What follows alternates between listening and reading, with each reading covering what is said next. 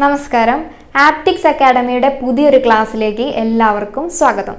ഇന്ന് നമ്മൾ കഴിഞ്ഞ ക്ലാസ്സിലെ സെറ്റ് തിയറിയുടെ തുടർച്ചയായിട്ട് വരുന്ന റിലേഷൻസ് ആൻഡ് ഫങ്ഷൻസ് എന്നൊരു ഭാഗമാണ് ഡിസ്കസ് ചെയ്യാൻ പോകുന്നത്. അതിൽ തന്നെ ഇന്ന് നമ്മൾ നോക്കുന്ന പോയിന്റുകൾ ഏതൊക്കെയാണ്? കാർട്ടീഷ്യൻ പ്രോഡക്റ്റ് അഥവാ കാർത്തീയ ഗുണിതം എന്താണെന്ന് പഠിക്കും.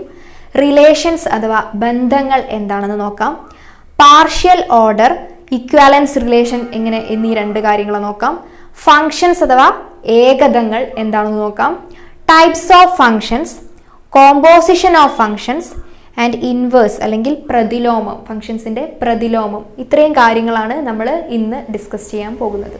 കഴിഞ്ഞ ക്ലാസ്സിൽ നമ്മൾ സെറ്റ് തിയറി അഥവാ ഗണങ്ങൾ എന്താണെന്ന് പഠിച്ചു.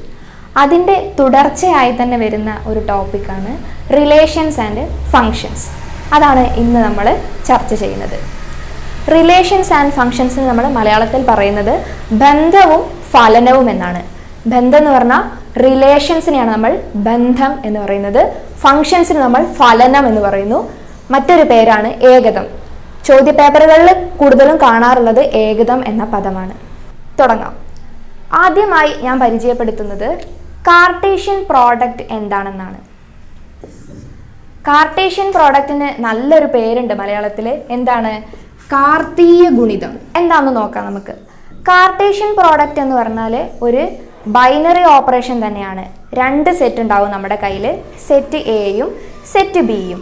അങ്ങനെയാണെങ്കിൽ ഈ സെറ്റ് എ എന്ന് ആദ്യത്തെ അംഗത്തെയും സെറ്റ് ബിയിൽ നിന്ന് രണ്ടാമത്തെ അംഗത്തെയും തിരഞ്ഞെടുത്തുകൊണ്ട് സൃഷ്ടിക്കാവുന്ന ക്രമജോഡികളുടെ ഗണത്തെയാണ് നമ്മൾ കാർട്ടീഷ്യൻ പ്രോഡക്റ്റ് അഥവാ കാർത്തീയ ഗുണിതം എന്ന് പറയുന്നത്.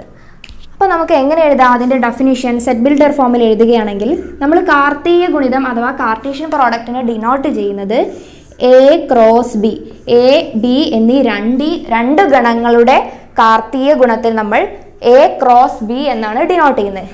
എ ക്രോസ് ബി എന്ന് പറഞ്ഞാൽ ഇതും ഒരു ഗണമാണെന്ന് പറഞ്ഞല്ലോ. എന്ത് വരും? ഓർഡേർഡ് പെയർ, ക്രമജോഡികളാണ് ഇതിലെ അംഗങ്ങൾ. നമ്മൾ സെറ്റ് പഠിച്ചപ്പം ഓരോ നമ്പറുകളായിരുന്നു, ഓരോ സംഖ്യകളായിരുന്നു അംഗങ്ങളായി വന്നിട്ടുള്ളത്. എന്നാൽ കാർട്ടീഷ്യൻ പ്രോഡക്റ്റിൽ എന്താണ്? ഓരോ ക്രമജോഡികളാണ്. അപ്പോൾ നമുക്ക് എന്തെഴുതാം? Ordered pair X comma Y. ഇങ്ങനെയാണ് ഇതിലെ ഓരോ എലമെൻറ്റിൻ്റെയും ഫോർമാറ്റ് എന്ന് പറയുന്നത്. Such that X belongs to set A and y belongs to set B. ഇങ്ങനെയാണ് എ ക്രോസ് ബിനെ നമുക്ക് ഡിഫൈൻ ചെയ്യാൻ പറ്റുന്നത്. നമുക്കൊരു എക്സാമ്പിൾ നോക്കാം അല്ലേ. സെറ്റ് എ എന്ന് പറയുന്നത് ബ്ലൂ, യെല്ലോ.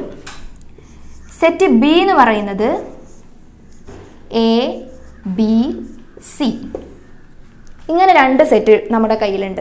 നമ്മളോട് ചോദിക്കുകയാണ് how many coloured objects can be make from this two sets. അതായത് ഈ രണ്ട് കളേഴ്സ് ഉപയോഗിച്ചിട്ട് ബിയിലുള്ള എത്ര ഒബ്ജക്ട്സിനെ നമുക്ക് ഉണ്ടാക്കാമെന്ന്. അത് തന്നെയാണ് ഈ കാർട്ടീഷ്യൻ പ്രോഡക്റ്റ് കാണുക എന്നുള്ളത് പറയുന്നത്. അപ്പോൾ നമുക്ക് എന്താണ്? A cross B equal to നമുക്ക് എങ്ങനെ എഴുതാൻ പറ്റും? ബ്ലൂവിനെ എയോട് മാപ്പ് ചെയ്താൽ നമുക്ക് ബ്ലൂ കോമ എ. ഇനിയോ ബ്ലൂവിനെ നമുക്ക് ബിയോട് ചെയ്താലോ? Blue comma B. ഇനി എന്ത് ചെയ്യുക? Blue comma C. ഇനിയോ അടുത്ത കളർ എടുക്കുക, യെല്ലോ. അടുത്ത എലമെന്റ് യെല്ലോ എടുത്തു കഴിഞ്ഞാൽ യെല്ലോ കോമ എ. നെക്സ്റ്റ്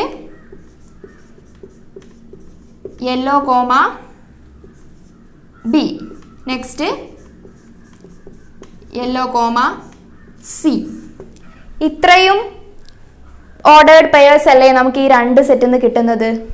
അപ്പോൾ ഇതാണ് കാർട്ടീഷ്യൻ പ്രോഡക്റ്റിന് ഒരു എക്സാമ്പിൾ വരുന്നത്. HSA ആൻഡ് KTET ഓൺലൈൻ തീവ്ര പരിശീലനം. പരീക്ഷ കഴിയുന്നതുവരെ മുഴുവൻ സിലബസും ഒഴിവു സമയങ്ങളിൽ കാണാൻ കഴിയും വിധം റെക്കോർഡഡ് വീഡിയോകളായി നൽകുന്നു.